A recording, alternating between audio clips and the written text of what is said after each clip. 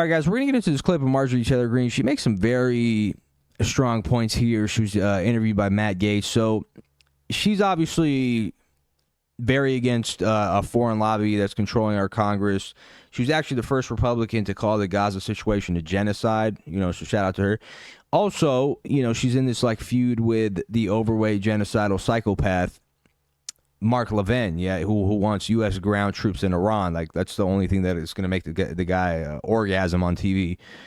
Sorry to use that term, but so yeah, she's been really putting in work, calling these people out, and now it seems like they're doing a full-on they're actually investing into trying to silence her because she's already been sidelined by the Republican Party in general.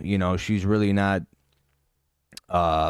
She's known as they refer to her as a lunatic or an anti-Semite. So they start to play that game.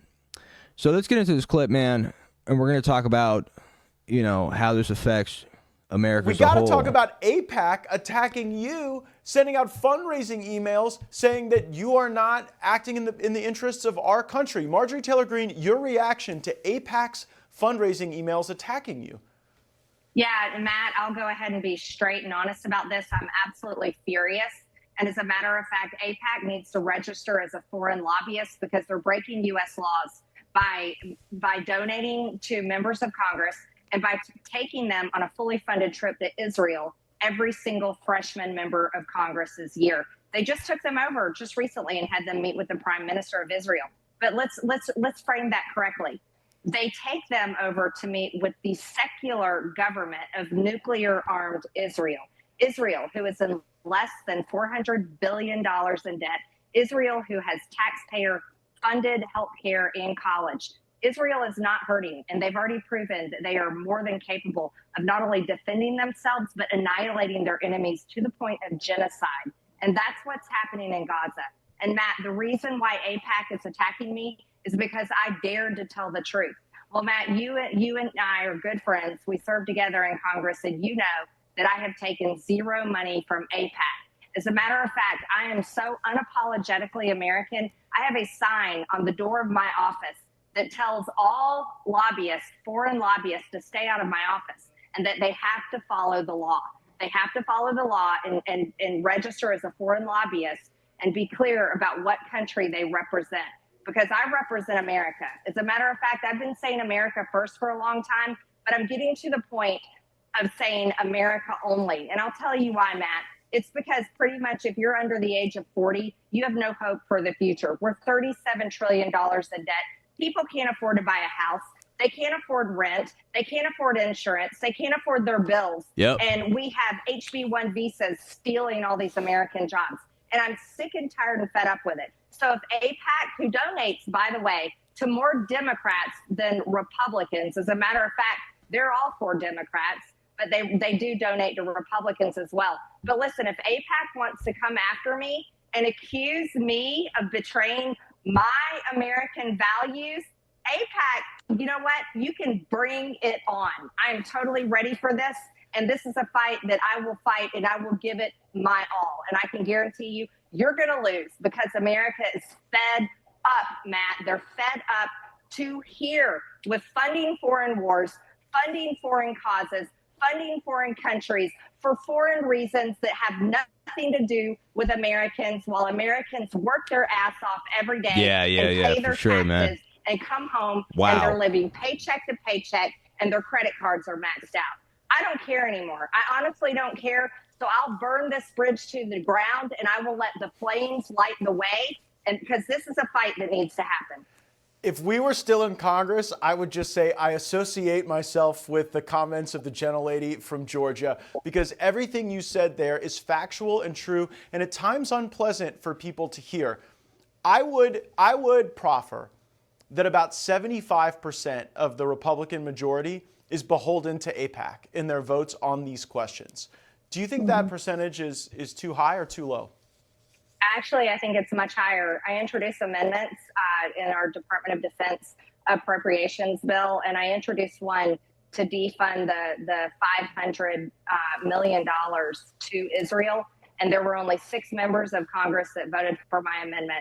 So out of the whole of Congress, there were only 2 Republicans that voted for that amendment. That was myself and Thomas Massey, who, by the way, both of us take $0 from AIPAC. Here's the reality of the situation, Matt, and I'll say this as straight and honest as I can, is it feels like our government is occupied because our government tiptoes, every member of Congress tiptoes, the administration, whether it's Democrat or Republican, tiptoes around and obeys and gives Israel every wish that they demand, to the point of fighting foreign wars for them. Why? Let me tell you something. Why? For one verse in Genesis, they are all held and beholden to the verse in Genesis that says, bless those who bless you and curse those who curse you. Well, God was talking to Abraham. He wasn't talking to the secular government of Israel. And Christians today need to wake up to that. I'm a Christian. They picked that one line in the whole Bible to be like entirely beholden to, because I don't know that it's like the rest of the book that exactly has ensorcelled like the folks in the United States Congress. Yeah, and you know, one thing we got to differentiate, guys, and a lot of people get this, you know, make this mistake that, look, the individuals living in Israel now, the state of Israel and the Jewish people in the book are completely different people, right? Theodore Herzl, who was the founder of Zionism, supposedly, he was actually a secular atheist who claimed that he was ethnically Jewish. And a lot of these people are secular atheists, including Netanyahu. He's an atheist. He stated that he's not religious at all. So, you know, we have to make those differentiations there. And one thing, she made a very good point that American society is decaying, man. It's getting really bad, and Trump's not making it any better. I mean, the guy is launching a trade war against our allies, literally. And a lot of our allies are saying, hey, you know, why would we do business with America? Let's try to get around them because they're like hitting us with these tariffs randomly instead of like working a deal out with us. This guy's aggressively hitting us with tariffs. He's saying he wants to conquer Canada and Greenland and all this other shit. So they're like, okay, how do we get around this? Let's go ahead and work with China. You know, that's really what it is. And China is so smart. They're just like, yeah, we'll build some of your infrastructure and we'll invest in your country. We'll actually give you money instead of tariff you. And, you know, we'll just do a little trade deal with natural resources. That's literally what they're doing, guys, by the way. Okay, that whole, and I mean, and they're doing this in the Middle East and Africa and Europe, everywhere. And so China's like, okay, let's let this idiot try to flex his muscles while we, you know, kick back and build relationships, economically dependent relationships. And Russia's doing the same thing, you know, so, I mean, is this guy like purposely trying to destroy the country? And not only that, like, then, you know, he's doing these bombing campaigns all over the Middle East, Iran. He's funding and aiding a genocide. You know, he's doing these bombing campaigns and also pulling out of agreements that we've made that help prevent any of these wars, right? Like he pulled out of the Paris Climate Agreement, he pulled out of the Iran nuclear deal agreement, and then he reversed it and tried to sign like the same agreement that Obama had. And everyone's like, what the fuck is going on with this guy, right? And so also there's the whole war on scientific research and the war on foreign students. You know, this guy's like, now, in order for you to be a student anywhere, they got to check your social media page and make sure that you didn't repost something that they don't like.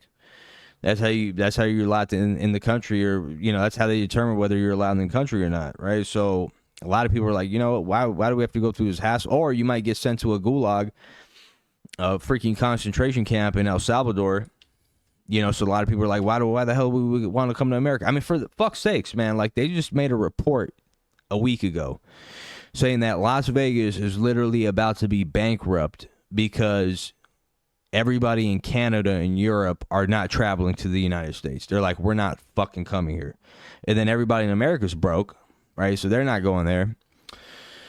I mean, I don't know, man. It's fucking ridiculous. And on top of all that, they obviously want a ground war in Iran, which, and by the way, I don't even believe that it's just that America or like the neocons want this shit to happen. I think that China wants it as well, along with Iran.